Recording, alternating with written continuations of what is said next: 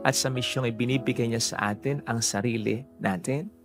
Kaya nakakahanga po yung iba na handa nang mamatay eh. Lalo na kung ang katwiran nila ay gusto na nilang makasama ang Diyos sa kabilang buhay.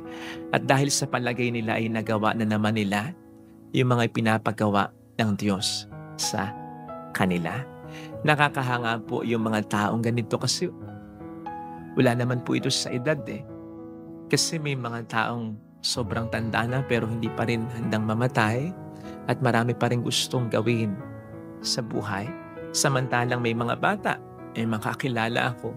Kaya ayokong sinasamahan yung mga taong to. May mga kakilala ako na kahit 30 pa lang, kahit 40 pa lang, handang-handa nang mamatay.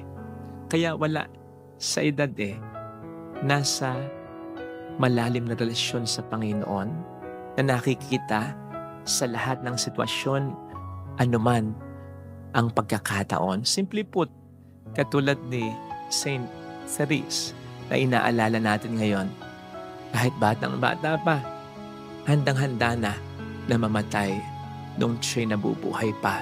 At kahit na sa anumang sitwasyon, mahirap mang sitwasyon, madali mang sitwasyon, sa anumang pagkakataon, nandoon ang kanyang kabutihan.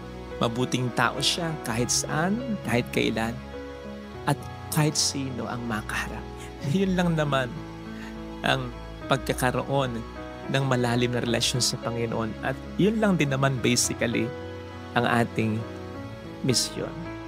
Kung bakit parang mas madali pa sa tao ang tunguhin ang Mars kesa gawin ito.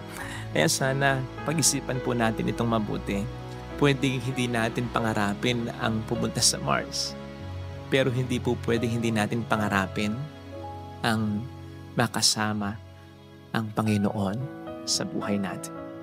Ito sana ang hilingin nating biyaya sa banal na pagdiriwang na ito. Lagay natin ang ating kanang kamay sa tapat ng ating puso.